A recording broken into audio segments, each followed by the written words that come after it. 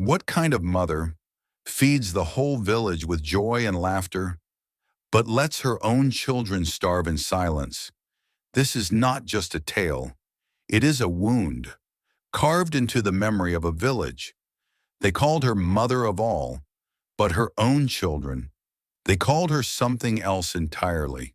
In the heart of a small African village, where the red earth carried the footsteps of generations, there lived a woman named Mama Ifeoma. To the world, she was kindness itself. Her compound always smelled of food: thick pepper soup, simmering with spice; golden fried plantain, hissing in hot oil; pounded yam, beaten smooth like the rhythm of drums; and Yollof rice, whose smoke carried promises of comfort far beyond her gates. Every day a fire burned in her yard. The smoke curled into the sky like incense, announcing, "Mama Ifeoma is cooking again." And the people came, strangers from the dusty road, villagers from every corner, even travelers passing through. They all found their way to her compound, and each time Mama Ifeoma opened her arms wide and said, "Come eat, my child. No one leaves my home hungry." The chief praised her generosity. The women envied her strength. The men admired her warmth. Children danced around her compound, singing songs of her kindness. And so, they called her Mother of All. But behind the walls of her compound, away from the laughter and the praise, a different story was unfolding. Inside Mama Ifeoma's hut, her children sat with empty bowls, their eyes wide and sunken, their ribs pressing against thin skin. Day after day, the smell of food teased them, but the taste never reached their tongues. "Mama, please, we are hungry too," whispered Chica, the youngest. Her voice trembled like dry leaves. Mama Ifeoma barely looked at them. She was too busy stirring her big pot of soup, watching the meat float and sink. "Patience, my children," she said. "Guests must eat first. God will provide for you."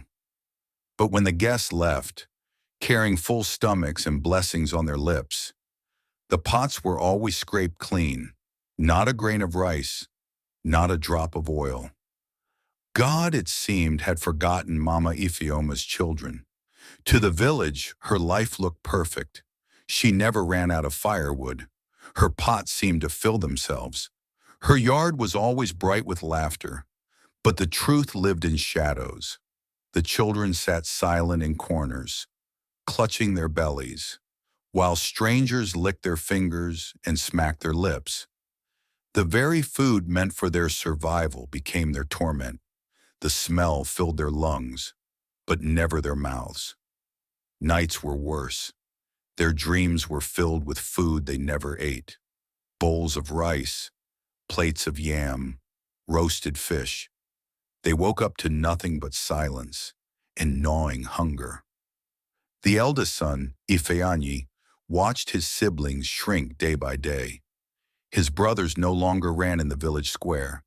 His sister's laughter faded into coughs.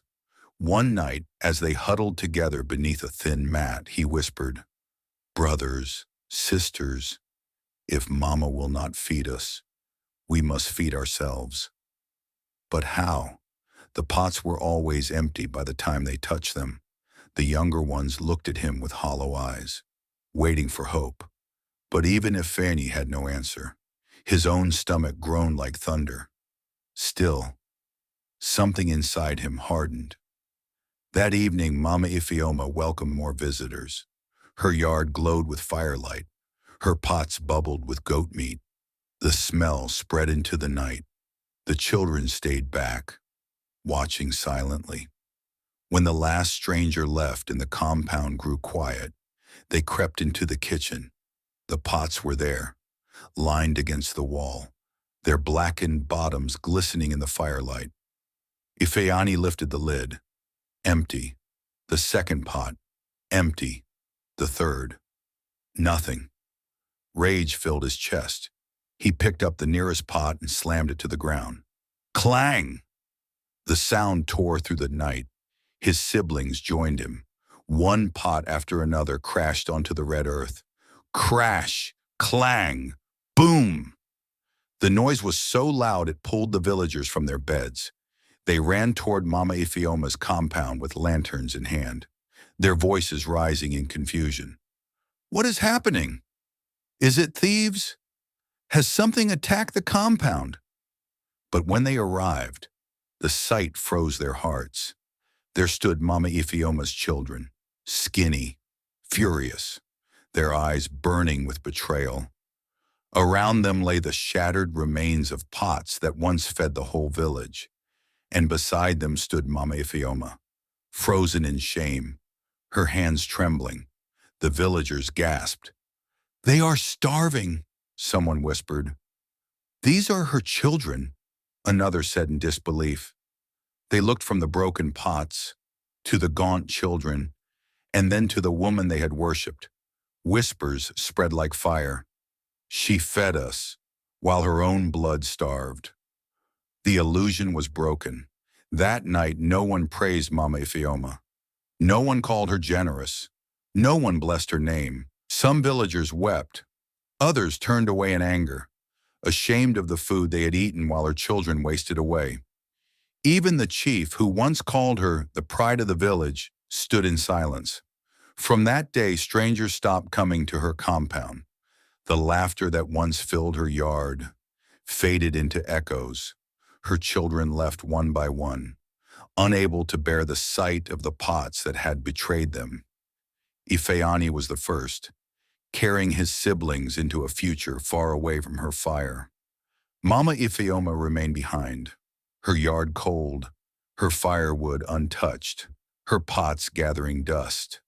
The title Mother of All vanished. What remained was the bitter truth.